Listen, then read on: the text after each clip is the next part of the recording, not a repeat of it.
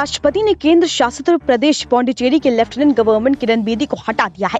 दरअसल बेदी को वापस बुलाने के फैसले के कई मायने थे। ये बीजेपी के केंद्रीय नेतृत्व का डैमेज कंट्रोल मैनेज हो सकता है।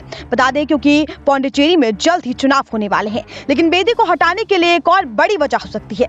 दरअसल तमिलनाडु में भी चुनाव होने वाले हैं और बीजेपी नहीं चाहती है कि किरण बेदी के कामकाज के तरीके वहां कोई मुद्दा बन पाए।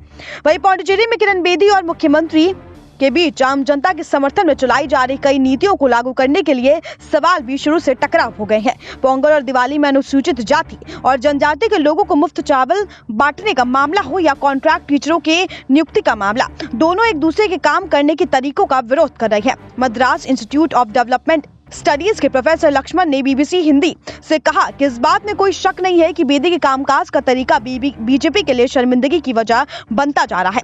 लिहाजा पार्टी के लिए हमें उन्हें हटाने का फैसला उनका अपना नुकसान कम करने वाला है। बता दें, अगर उन्हें बरकरार रखा जाता है तो इसका असर तमिलनाडु पर भी पड़ सकता है। बेदी और नारायण स्वामी के बीच टकराव तो साल 2016 से ही शुरू हो गया था।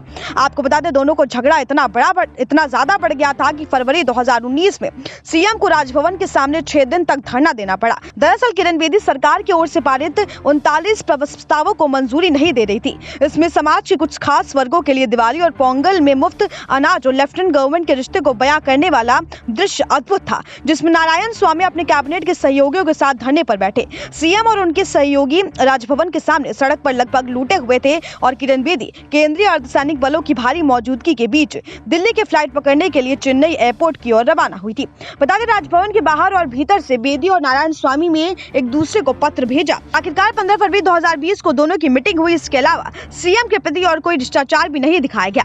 वही आमने सामने की बैठक में कुछ प्रस्तावों पर विचार करने के बाद उन्हें हरी झंडी भी दे दी गई है, लेकिन दोनों के बीच तनाव जारी है। बता दें, पिछले सप्ताह बेदी के हटाने की मांग को लेकर दिल्ली में राष्ट्रपति रामनाथ कोविंद से मुलाकात के पहले ही नारायण स्वामी ने एक बार फिर राजभवन के सामने धरना दिया था। नारायण स्वामी ने बीबीसी हिंदी से 14 फरवरी 2019 को उस समय बात भी की। उन्होंने कहा था कि जब भी हमें उन्हें कोई फाइल भेजते हैं, वो इसमें सवाल लेकर हमें वापस भेज देती है।